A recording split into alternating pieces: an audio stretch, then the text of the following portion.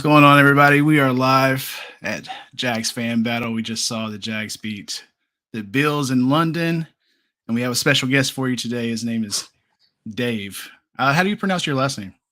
Myring, same as this Myring. is Myring. Yeah. Okay, that's cool. So yeah, Dave Myring is I would say international super fan. To be honest, would you say that? Yeah. I hopefully, yeah, I guess so. Yeah. I'm just a fan. Do you know what I mean? So is it correct that you've been to every single London game? Yeah, apart from the game just now, which is every home game, every okay. Jags international home game. Yeah. Okay. Yeah. And you gave out the Duval chant or whatever in the beginning of the Falcons game. Yeah. That was wild, man. Absolutely, it was bonkers. Yeah, how did that go? Couldn't believe it, really. They pick you out of the crowd, or how does that work? No, so Jaguars UK and Ireland sent me a message on the Monday before, asking me if I've been to all the games, and I said yes, I have. And then on Wednesday they reached out again and said, "Do you want to do the first Duval?" And I was like, "Yes, I do." So yeah, that was it. Really, that was as simple as that. I think I'm quite active on Twitter and stuff, and tweet about the Jags quite a lot, and they follow me. So, okay. And they tweeted a few weeks before about any Jags fans that had been to all the games, comment here, and I did, and I guess I was just lucky, and they picked me, and I got the privilege of doing that. It was fantastic. So, what started you on your trip to being a fan of the Jacksonville Jaguars? Really good question. So obviously in the UK, American football isn't necessarily a frontline sport. It's still a little bit niche, less niche than it used to be. But about 12 years ago, about that, I had a friend wrote me into a fantasy league, and from there I kind of got hooked on the sport. And then the first live game I saw was the Jags' first game at Wembley against 49ers in 2013, and from then on, I'm a glutton for punishment, and decided that this was the way to go. I went to lots of other international games as well, which has been brilliant. That's why I can get tickets for Wembley, because they did season tickets, so you'd buy all your tickets each year, and which has been great. But yeah, the Jags were the team that kind of stole our hearts. We got to see them every year, and Brits love an underdog. Do you know what I mean? We love somebody that we don't like the people that I have a great dislike of the Patriots, because in my relatively young fandom, they were the team that were dominant. I now quite dislike the Chiefs, and was gutted 2 weeks ago when we didn't beat them when we should have done. Right. So yeah, and that's it really, and it's kind of grown from there. And I'm one of these people that when they decide on something, they put their heart and soul into it. And so yeah, it's I'm all on the Jags, which means I'm rubbish at fantasy now. I used to be quite good. I'm rubbish at it now because I don't watch anybody else. Lots of my friends watch Red Zone and all that. No, on a Sunday night, it is Jags, and that is it. And so I'm rubbish at fantasy. Yeah, for people that didn't start T-Law on fantasy, I think they messed up on this game. Yeah, I've got him in a couple of leagues. Yeah, and Calvin, and and Travis Etienne. What a night he's had today. That was, he was great today. What was your favorite game that you got to see in person? Oh, see, I've been thinking about this. I think probably it was the Ravens in 2017, where we absolutely battered them. And it was then you thought, yeah, this team's for real. We'd had a couple of wins, and then Blake just was brilliant that day. I think Mercedes Lewis, scored 3 touchdowns, something ridiculous like that. And it was just, that was the most enjoyable one. At that game, we had a guy sat in front of us who come all the way from Baltimore, and he left at the end of the third quarter. And I just thought, come all that way. Like, if it was the other way, I would stay till the very end, even if it's as bad as it was, because the Ravens were bad that day. But yeah, that one, obviously the last Bills game, that was a good one. And to be fair, Miami won, although obviously that's always marred by Urban Meyer, but that was a great ending with a field goal at the end. So I've enjoyed them all, really. The Philadelphia one wasn't very enjoyable. That was more enjoyable in the build-up, because it was all the Minshew mania and all that jazz, and then we stuck that day so bad. I think the one I go on. Sorry. Minshew mania just was really popular here in Jacksonville. It was something to get excited about, and when we didn't have much to be excited about, so it was there was people that were joining in on the Minshew type of culture, like growing mullets and mustaches, and riding Camaros and stuff like that. It was mad. So, my friend that I went to the game with, he came with his son must have been about 10 then, and they like drew on mustaches and wore sunglasses and headband, all sort of. They got fully into it. It was ridiculous. But yeah, we sucked that day so bad. Yeah, that's my memory of that day. How bad we were. Yeah, I mean, it was a fun time, man. But getting Trevor Lawrence and having this team that we have now, it's like it's so worth it. Yeah, and what's been really pleasing this year is the defense. Because if I'm honest, I think everybody expected the offense to be good. With all the weapons and everything, and adding Calvin Ridley and all of that jazz. I've been really disappointed with the O-line. They've been rubbish. And they looked a bit better today with Cam in, but then losing Walter Little early on, it wasn't great. But the defense have they've been playing absolutely lights out. And still, they give up some big plays today, which was disappointing. But, they've been a bend and don't break too badly. Like to hold the Chiefs to what they held them to nearly pitch a shutout last week, and then to shut Josh Allen down for a whole half. Fair play to him, because they've taken a lot of stick over the last 18 months. So fair play to him. Yeah, bend and don't break was the motto for last season, and they started out really well, and then had like a kind of like a moment where they took a downturn, and then the offense stepped up, and I was like, if we could ever get this like both clicking at the same time, with the defense and the offense really stepped it up, whatever, this would be an elite team. Yeah, and today it felt like that for the most part. I mean, there were, besides like penalties and the offensive line play, whatever, but Trevor Lawrence was throwing dot after dot after dot, and that was beautiful to see. We finally got to see what Agnew was talking about, how explosive this offense can be, whatever, with all the weapons that it has. Yeah, because we haven't seen that really in like the first couple of games, or enough of it to be satisfied. You know what I mean? Yeah, I agree. And I think last week we really missed the likes of Zay Jones and Jamal Agnew. Those young guys. Washington got injured early on. They struggled a bit last week, but to have Zay's catch for the touchdown was great today, and to have Jamal back in as the kick returner, just teams are frightened of him. So it's exciting. It's exciting. We still need better O-line play. Like if Trevor has time, he's going to throw 30-yard darts left, right, and center. He shouldn't be having to run around. He had to scramble a lot today.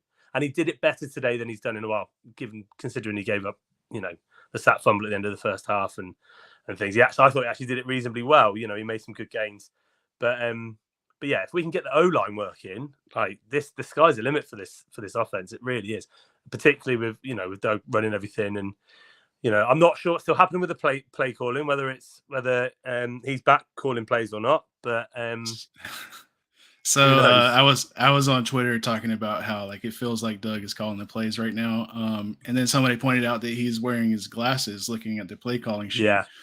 So I took that as a good sign, but in the press conference he said it was all Press Taylor. So I don't know if he's like, he might have been calling the plays or whatever, and he's just sticking up for Press. I don't know. Maybe. Well, because the things I've read, again, I saw on Twitter, isn't it? But one of the reasons that he ended up getting kicked out of Philadelphia is because he just wanted Press Taylor to do everything and was really pushing for, and they didn't like it, and obviously it wasn't quite working. So you kind of, it's fair play, if Press is calling the plays at the minute, because I thought some of the play calls today, that run on third down towards the end of the game, that was that took some guts, and Travis ran it really well, but yeah, because I think one of the things that's been interesting. I'll finish. One of the things that's been interesting with the play calling is what they've done on third down, particularly third and short. Like they try to be too clever at times, but that was a good play call. Yeah, the jet sweep to Calvin Ridley was awesome. Yeah, definitely. And the fact that made it work twice was perfect. Right. Yeah. Usually that one goes to Agnew or whatever, but seeing him do it was, it worked just as well. And I love that play for some reason. Like, even though I haven't seen it really bust off, like all the way down to get a touchdown yet.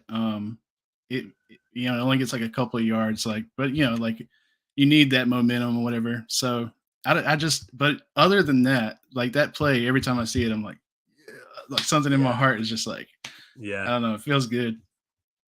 Definitely. You like to see a wide receiver put his shoulder in and, at the end of it and, really hit someone hard. And it's like, I could be a running back. Yeah, it's fair play. I agree. I think I think it's got to be, when they call it in the right place. But yeah, Ridley's speed as well and elusiveness means that he's perfect for it, really. So, yeah. Yeah, I'm just hoping to see more of that, like, downfield Calvin Ridley or whatever. I mean, we saw it a couple of times this game. He got some, like, crucial, it was a third down completions that got us the first.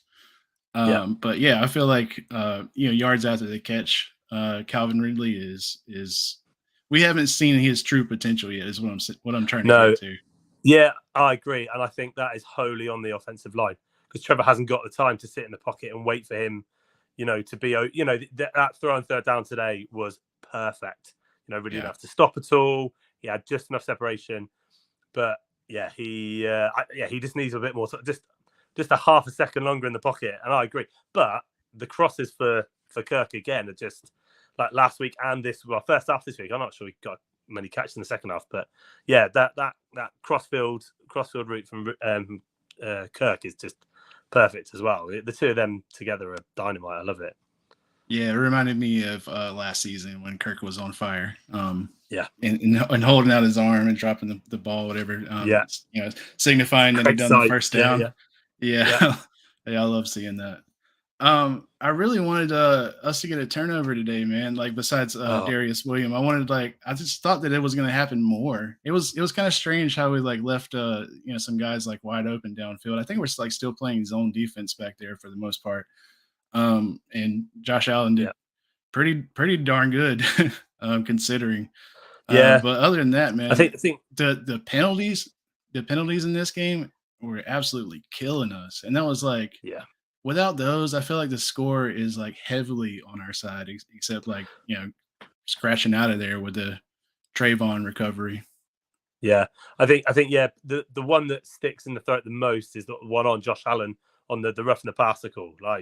Oh yeah, that was ridiculous. If his helmet has hit the helmet, it's grazed it, and it's not a helmet to helmet hit. That was frustrating, really frustrating for that one because it's obviously he's had a great season so far. Well, he has great matches, isn't he? He's had 6 sacks, leading joint leading the league, but they've come in 2 games, and it's still I think the defense will be even better with a little bit more pressure on the quarterback. We struggle to kind of get that pressure consistently. The run defense is phenomenal. I think they said a stat. I was watching it was great in the UK today. Rather than I normally watch it on, we have Game Pass over here, and I normally watch on that. But they had it was on just live free to air TV. So I watched that on there today, and they actually had UK commentators. They had Jason Bell as well. But it was really good commentary. I was really impressed actually because quite often when you watch UK coverage of American football, it's very much for those people that don't know anything about football. But actually today it wasn't. It was good. But I think in the fourth quarter, something they were talking about how amazing Josh Allen is because they love him. But they're saying that he had to be good but I think we've given up 27 yards of rushing or something into the fourth quarter. And that's good. That's really good. Yeah. I mean, last week at Wembley, Bijan Robinson, that man is a cheat code. He's insane, and obviously they were let down by Ridder. But actually, I think I saw some ridiculous. He had one crazy long run, but other than that, I think in the first half, he could have 27 yards again or something ridiculous like that. So the run defense is for real. Trayvon Walker is good against the run. He is. Yes. Yep. But I don't know how controversial I want to be, but you just kind of think, did we need that, or did we need someone like Hutchinson on the outside?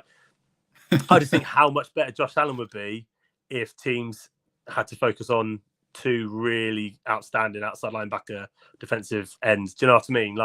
Josh he's going to get paid at the end of the year. He is. He'll get 12, 13, 14 sacks this year, and he'll get what he deserves. We've got to keep him. It's about time we actually kept one of our first round draft picks and paid him.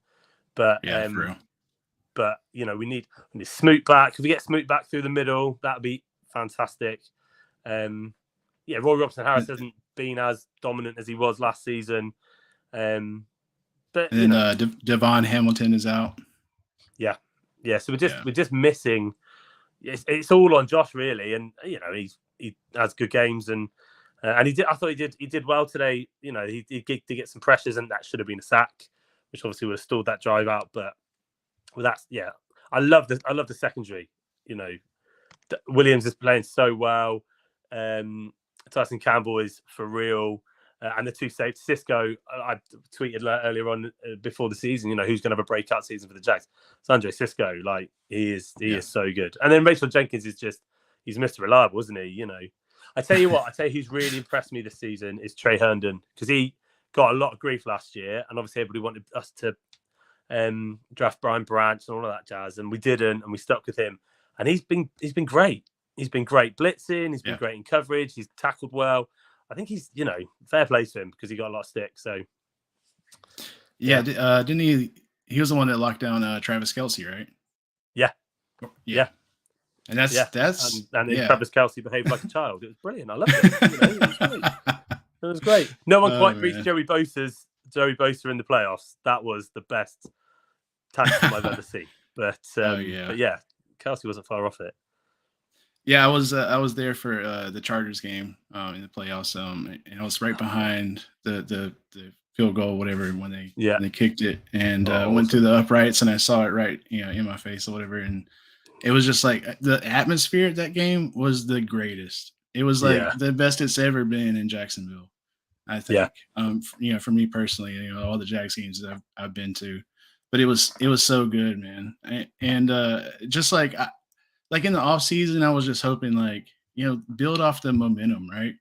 Yeah. So when we get to the first game of the season, there's so much hype surrounding this team that we walked out of, the Indianapolis with a win, and it didn't feel like it, Yeah, absolutely. We scored 31 points, and I was disappointed. Do you know what I mean? Yeah. It's like, what? Why have we not dropped 50 on these guys? Yeah. Yeah, so then we got to play Kansas City, and there's the hype surrounding that, of course, and there was a lot of Jags fans that were disappointed because if you can't get over the Kansas City hurdle, then what are we doing? Like, you want to go to the playoffs and play them again, whatever, and how's that going to turn out for us? So I think you eventually is just you're knocking on the door and it eventually opens, So I'm not insanely worried about that. The only thing that I wanted was for them to be the team that we knew that they could be. And after watching this game today, I feel like they're closer to that than ever. And that is what has me excited the most.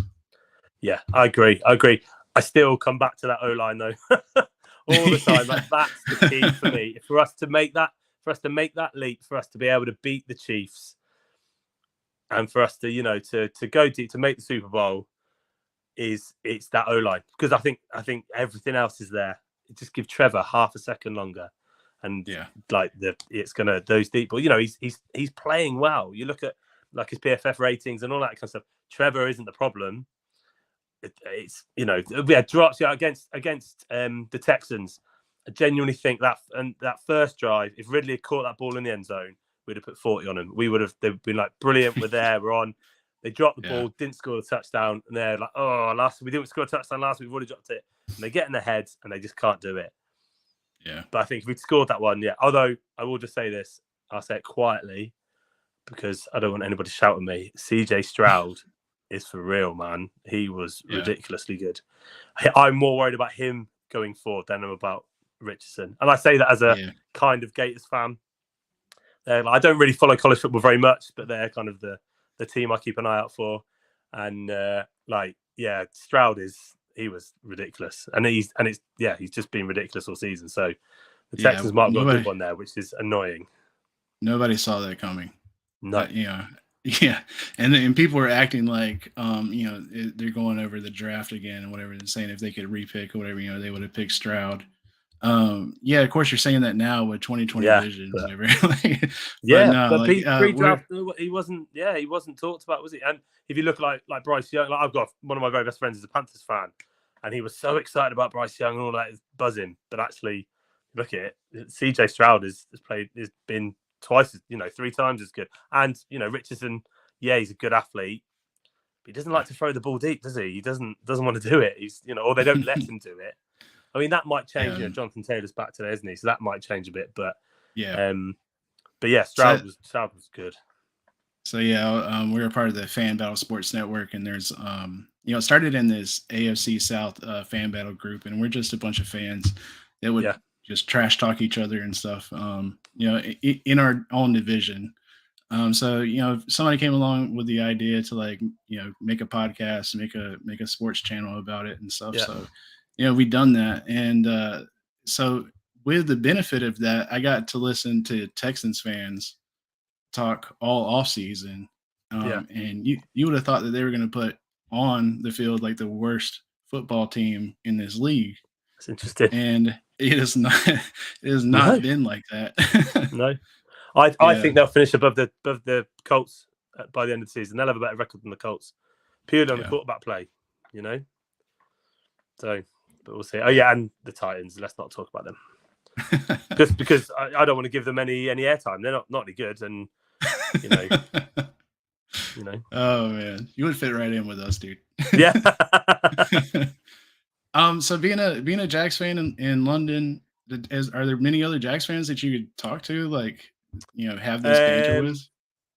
So yeah, not in real life. I've got a couple of friends who might call themselves Jags fans, but aren't quite as obsessed as I am. I have a few on Twitter that I chat with, and actually just Jags Twitter, is just great. Like, people interact with you and chat with you, and following all the stuff that people say and things. It's great. I love it.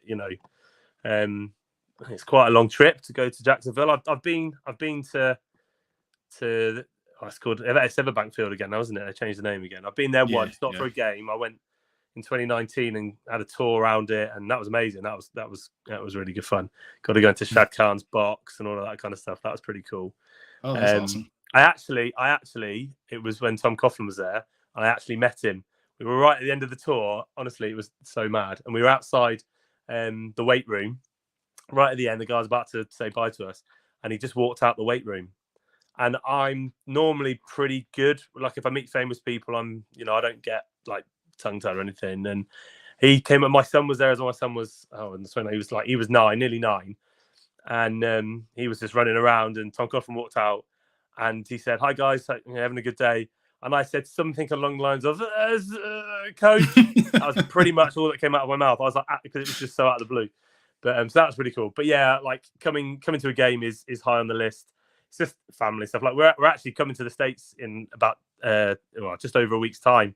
But we're going to New York and Washington to do all of that, and rather than down to Jacksonville, because the wife's like, "Oh no, if we're going to go to America, I want to go to see all those things." Like, okay, it's fair enough. But yeah, it's on the list to do in like the next couple of years, 5 years hopefully, to get over there for a game. Again, I've got someone who I know from the UK who's going over in the next couple of weeks, I think, for a game. So he's quite active on Twitter. So hopefully he can look up a few guys will look after him. And so like I've been kind of done. I've had my membership for the Bold City Brigade a couple of times, and would love to go to the Slab and things and do all of that. So that's all on the bucket list. But I think obviously one of the other reasons why the Jags have been my teams, because I've been able to see them. Now I know that the whole London stuff is a big controversy with Jags fans, and I understand that. Like, I absolutely understand, and I would never want them to move to London at all. If they did, I would have real issues actually following them. I'm proud to shout the Duval. Know where Jacksonville is, where home is, what it means, and everything. Which is why I'm glad they asked me to do it, because some of the other things Jags UK of people they've chosen may not necessarily have been quite as obsessed as me. But right. But the fact that I've been able to watch them has been phenomenal. Like, to watch them live, to have those memories, and it felt there was a little bit a few times this year. It felt a little bit like the last one. But then they said something about, we're looking forward to having lots more memories in London and stuff. So I don't know if it is. There were just a few things, because it was the 10th one. There were lots of thank yous, and some of the atmosphere was a bit like thank you, goodbye. But I'm not sure. And I will keep going to watch them as long as they come. But yeah, I would much rather them have their home games in a place where they go and have that full support. Like, watching that game today, I watched it on the telly. There were a lot more Bills fans there today than there were Jags fans at Wembley last week. I mean, there were more Jags fans at Wembley last week than I think I've seen at any Jags game so far. But there just isn't the support for them yet. to have that kind of atmosphere that you saw on the TV today at London game. I'm doing my best. I'm probably quite annoying to sit around in the stadium whilst the game's going on, but yeah, it'd be good. It would be good to see more people engaged with the Jags. Winning helps, doesn't it? Do you know what I mean? Yes. If we get to the Super Bowl this year and win the Super Bowl, if they do come back to Wembley next year, I imagine there'll be a lot more Jags fans. But we'll see. We'll see. Yeah. So yeah, I mean, if you're going to go to Jacksonville, the Slab is the place to be for sure. Yeah. And hopefully, there's stadium talks of rebuilding and renovating and stuff like that. I wouldn't want to go like in the earlier months. It is insanely hot. People were hospitalized from the heat. Wow. A lot of the fans were like hiding in the concourse or going to Daly's place to escape. Yeah, it needs it. The lack of roof is like brutal, isn't it? Yeah. Yeah. Oh, it's insane. So yeah, a lot of pictures like earlier in the season is because of that. Like Jags fans just know like it's pretty unbearable. Yeah. But so yeah, if you're gonna go later in the season would be great. As far as like Jags fans in London, the thing is like we've been, this is our 10th time being there, or what is it, the 11th now, or it was the 10th game. They missed a game because of COVID, so it's the 11th year, but 10th game. Yeah. What was it? Yes, I don't know, 9th or 10th. Yeah. We're not getting like any primetime games, so there's no Monday Night Football, Sunday Night Football, Thursday Night Football. This year there's Monday night and Monday night and Thursday night, I think. Yeah, it's got Thursday against the Saints, isn't it? That's when I'm in America, so I'm looking forward to going to a bar to watch that. That'll be fun. Yeah. And then there's the Monday night game with the Bengals. And they showed a graph where all these other teams have had like Monday night, Sunday night, Thursday night games. Yeah. And the Jags are like down here at the bottom, like way down, And then they go to like a London graph, and the Jags are at the very top. So it's like I think that they're using the London market as a way to put us in some sort of like primetime atmosphere, I guess. And I mean that's I'm good with that. I'm fine with that, whatever, because I don't know if you watched a lot of these other primetime games right now, but they're not great. I don't know what happens to people on Mondays. No, I know. It's bizarre, isn't it? Yeah. I mean, from my point of view, again, as a UK fan, whilst I would love the Jags to get all of those primetime games, it makes it a nightmare for me to watch. I love 1 p.m. on a Sunday games. That's 6 o'clock in the evening for me. Absolutely perfect. I can watch the game, turn off by 9 o'clock, and go to work. Like, no, I'm a teacher. I have to be up early and in school on a Monday morning. So Monday night games, it's like an absolute nightmare. So like if we make it to the Super Bowl, I don't think I've ever stayed up for the Super Bowl actually, because it's just I have to be at work at 7:30 and on a Monday morning teaching kids. So it's if the Jags make it, I'll stay up and watch it.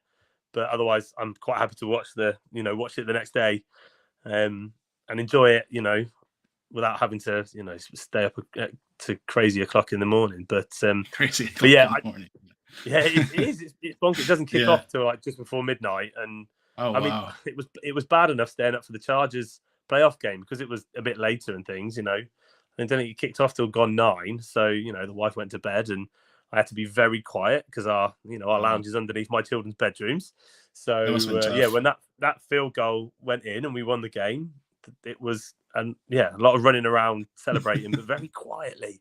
It's it was around midnight, and the kids did not want to get up with me right then to celebrate. So yeah, for sure. How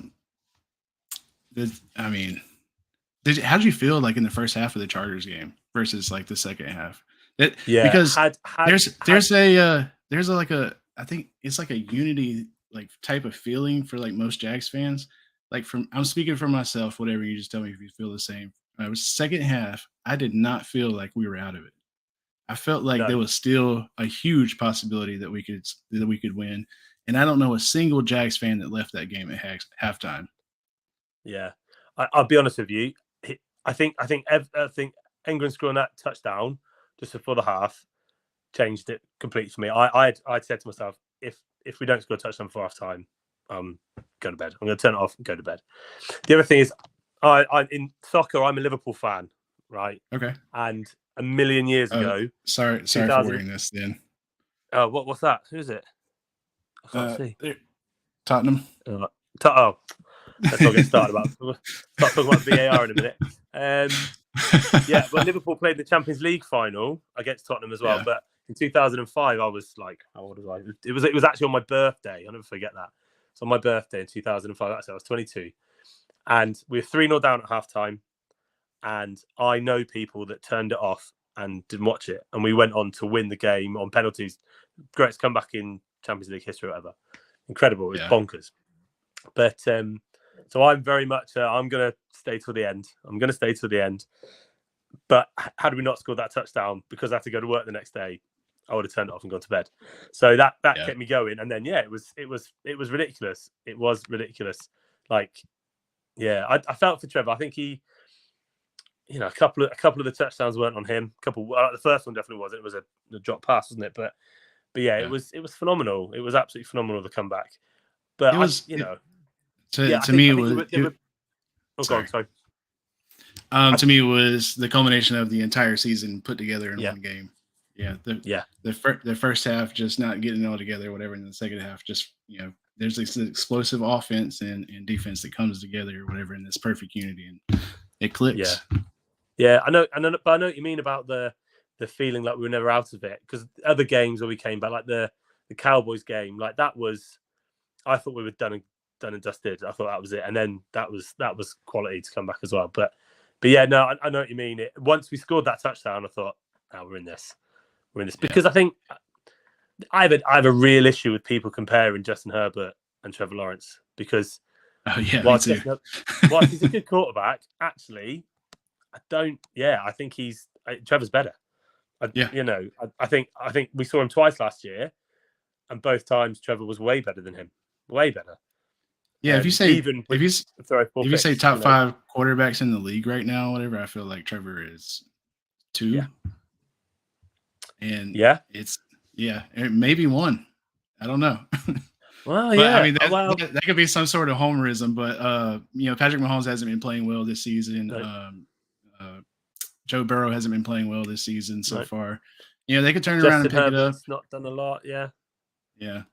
So not being funny, you have to put CJ Stroud in that conversation for top 5 quarterbacks. Yeah, you do. Which is mad. But yeah. But yeah, he's definitely top 3 now. And I think after today, he outperformed Josh Allen today. So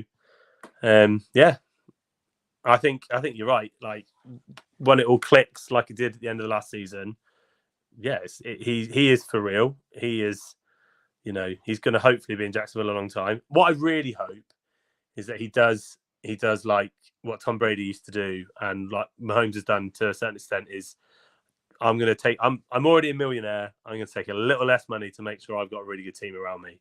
He seems like the kind of dude that would.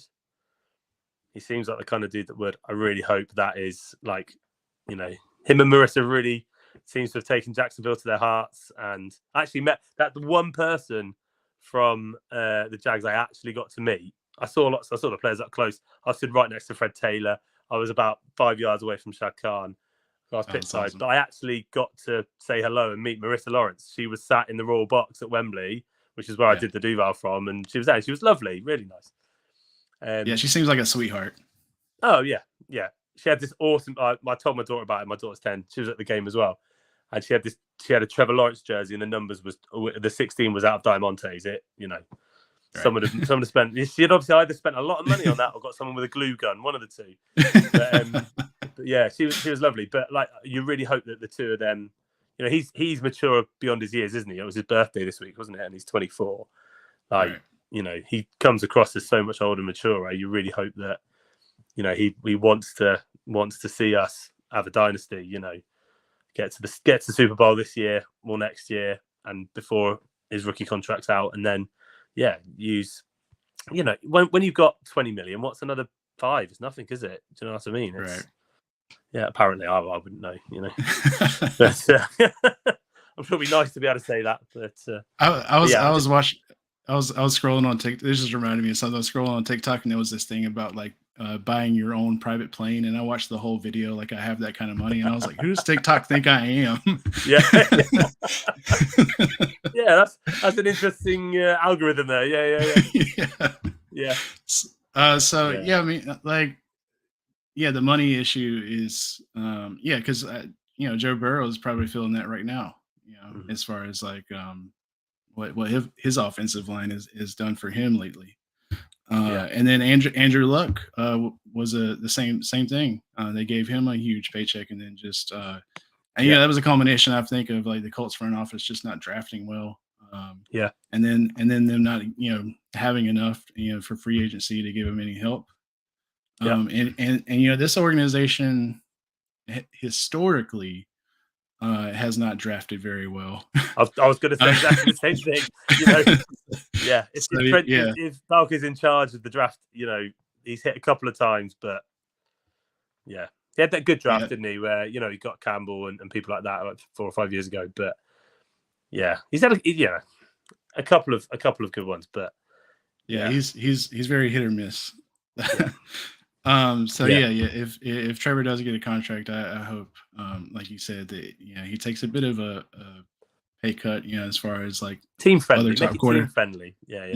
Exactly. That would make the most sense. Yeah, when he gets to the end of his contract, he will be at the stage where he could get top 1, 2, 3. Cool. I'm not sure whether he'd get the same kind of deal that Mahomes has got at Kansas City, but they might try and lock him in for a long time. I hope what we need is Trevor. I hope so. I hope it's like a 5-year deal, at least. Yeah. What we need is, I don't know. I assume you've watched Quarterback on Netflix. Oh yeah. Yeah. What we need Trevor to start building a house like Patrick did in Kansas, in Jacksonville, and he's got to pay for it somehow. So he just wants to stay there forever. That would be great. Yeah, that would be great. I'm gonna call my realtor friends and see if they can make that happen. Find him a nice plot of land in a nice area. You can just build some dream house. But he's a Georgia boy. Like, he's from Cartersville, Georgia, originally. So like lots of land, stuff like that. Whatever he's the videos and stuff I've seen him though lately is him like drinking wine and things. So I'm like, maybe he's like a high class Georgian, like old. So I guess a nice house with a big wraparound porch and stuff like that would be good. I've got a friend. He's just recently joined. I played flag football, and I've got one guy's recently joined us. He writes for Gridiron, which is a UK American football magazine, and he's actually shown me this video of he met Trevor when he was at high school. Went and interviewed him for this magazine, and he said then, like, even then he was like way beyond his age, So you just hopefully that mature head will help him make those mature decisions, and the money won't kind of turn his head too much. But I'd really love him to do quarterback. I'd love him to be one of the quarterbacks on the show. Apparently, he turned it down for this year. Yeah, so I heard that too. I think he'd be great. He'd be absolutely brilliant. But maybe next year. Yeah, he seems a little bit more personal. And like out of the Mahomes, his brother Pat, like Patrick, whatever, doesn't seem like the type that wants to be in front of the camera too much, or whatever. But his brother does. Yeah. So I don't know. Maybe his brother talked him into it. Maybe. I thought he came across reasonably well. I thought my wife is in love with Kirk Cousins now. She thinks he's the absolute bee's knees. That was really good for him. I feel for him because he's had such a bad start to the season. But yeah. The one that really interested me was the Marcus Mariota one, and how that all ended at the Falcons. Like, that was crazy. That was interesting, and just the way that he dealt with it. But I think I do a bit of coke. Go on. It goes to show, like, the mentality of like NFL players or whatever. It's more than just football. Like at the end of the day for these guys, and the way Mariota dealt with that. How he was talking to his team therapist and stuff like that, trying to get through it. It was a testament to the character or whatever. But the end of it, I just felt bad for him, and I felt bad for Falcons fans. Yeah. It did feel a little bit, like he kind of. Oh, sorry, sort of the camera. He, I think he felt a bit let down, and then I think he quit a bit, and it was just, it just wasn't great, was it really? But yeah, I'm thinking, I play quarterback for my flag team, and I'm not a young man anymore. I'm 40 now, and my body is telling me, it's at a game day yesterday. I want Kirk Cousins chiropractor, like. It's just like get me them, please. I love them. That would be lovely. I can already feel better just thinking about them, working on me. But it was insane, really. Like you see the money these guys have and the work they put in to be at the very, the very prime physical specimens they can be. And even Mahomes is, the guy who's Jimmy goes. It's just insane. It's like. What we see on a Sunday is nothing compared to the work they put in and how much other stuff it goes in. You just see the playbook binders and the plays they have to learn and all of that. It's just crazy. It's like, I go and teach kids flag football in school as part of what I do, as well as teaching, and like trying to explain to them. Do you know what? Right, a lot of it's all up here. It's up here rather than. Not necessarily, being the best athlete, but if you've got a good brain, and these quarterbacks are insane, just insane. It's incredible to see. And it's really exciting that the Jags have got one of them. I love Blake Bortles is my hero. Like that man, what a legend. My favorite Blake Bortles moment was after we beat the Steelers and we'd gone for 2 and the whole, I just work here comment, that's just, he's absolutely brilliant. Yeah. But to have a quarterback of Trevor's quality now and a coach who knows how to work with him, it's so exciting. Like the sky's the limit. Yeah, it is. So let's wrap this up with talking about the Colts. Onto next week. What are your score predictions? Right. I think the offense is starting to click. I think the defense is better. What was it? It was 31-20, wasn't it? The first week. Was it 31-20? Yes. Yeah. So I'm going to go. I think it's a. I'm going to say 35-14. I think it's a comfortable home win. Yeah. I haven't. I mean, the Colts are playing the Titans right now, so of course we're not watching it. But but right after this, I'm going to, because I feel like it's fun to watch the other teams and then how they perform and see what you could probably expect from them come game day. Anthony Richardson, I wonder how he's clicking with the Colts offense. It's got to be better than week 1. So I would agree with that score prediction. But I also feel like the Jags left some points on the board or whatever. So I think it's probably that I think the Colts score more, but I also think we score more as well. So I mean, hanging 40 on them would be fun. And then they can't win in Jacksonville, can they? They can't. They just can't do it, right. And they've got that hanging over them as well. So I think they surprised us a bit on week 1. We had no film. We've got film now of Richardson, so I think we can shut them down. Jonathan Taylor being back makes things a little bit more interesting, but like I said earlier on, our run defense is great. So the trade people saying Trayvon Walker being our first pick or whatever. I mean, if he was solely a run defender, you don't pick him at 1, right? No. But in our, I have people saying that in our division, whatever, we have JT to worry about, we have Damian Pierce, we have Derrick Henry. So if we're gonna beat those teams or whatever, our run defense better be good, But again, like there's a very popular opinion among Jags fans that Aiden Hutchinson should have been the pick. But after days like today, Them stopping the run the way that they did, really helped solidify that win for us. So man, definitely. I'm back on the fence again between these two, and I'm looking forward to those conversations on Twitter. Yeah, I'm looking forward to picking 32nd next year. That's what I'm most looking forward to. Oh yeah. So that'd be nice. Yeah. All right, Dave. So where can we find you? You can find me on Twitter or at Dave Myring. It's a very interesting name. Really thought hard about that one, and the same on Instagram and all of those things. So yeah, you can follow me, and I tweet inane things about the Jags and occasionally about British politics. So it's really exciting to follow me. I'm sure everyone will be delighted to. So, but yeah. So yeah, I'm at Cody Cole Gaming. This is Jags Fan Battle, and y'all have a good one.